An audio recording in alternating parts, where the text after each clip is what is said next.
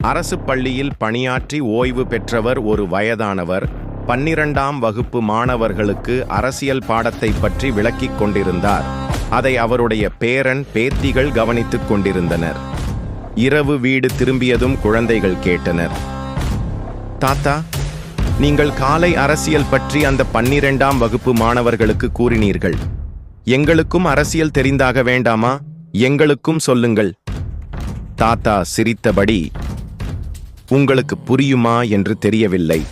ஆனாலும் நான் உங்களுக்கு அரசியல் பற்றிய ஒரு கதை சொல்கிறேன்.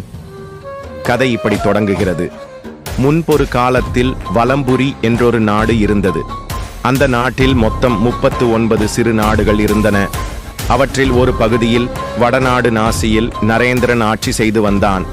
தென்னாட்டில் குமரி நாடு பகுதியில் உதயகுமாரன் ஆட்சி செய்து வந்தார். இந்த இருவரும் தனித்தனியாக ஆண்டது ஒரு பெரிய பிரச்சனை இல்லை. அந்த குமரி நாடுவில் தெருக்கூத்து கதை எழுதும் ஒரு எழுத்தாளரின் மகனிடம் ஒரு கேள்வி எழுந்தது. அந்த கேள்விதான் இந்த கதையின் தொடக்கம். பேர குழந்தைகள். அவன் என்ன கேட்டான் தாத்தா? தாத்தா சிரித்து, உங்களைப் போலவே அரசியல் பற்றிதான் கேட்டான். அந்த குழந்தையின் பெயர் விஜயன். விஜயன் ஒரு நாள் தனது தந்தையிடம் கேட்டான், அப்பா, இந்த நாட்டை ஏன் சிலர் மட்டும் ஆண்டு கொண்டிருக்கிறார்கள்? மற்றவர்களுக்கு ஆட்சி செய்யலாமே. அப்பா சிரித்தபடி கூறினார், நம்மை போல் சாதாரண மக்களும் ஆட்சி செய்யலாம். ஆனால் அதற்கு மக்களின் மனதில் நீங்காத இடம் பிடிக்க வேண்டும். அவர்கள் நம்மை நம்ப வேண்டும். நம்மை நம்பி நாம் சொல்வதை கேட்கும் நிலைக்கு வர வேண்டும். விஜயன், அப்படியென்றால் மக்களை ஆள்வது என்றால் என்ன?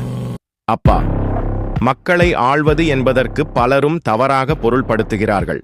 ஆனால் உண்மையில் மக்களை அடிமைப்படுத்துவது அல்ல, மக்களிடம் திருடுவது அல்ல, பொய் சொல்வது அல்ல, மக்களை ஏமாற்றுவது அல்ல.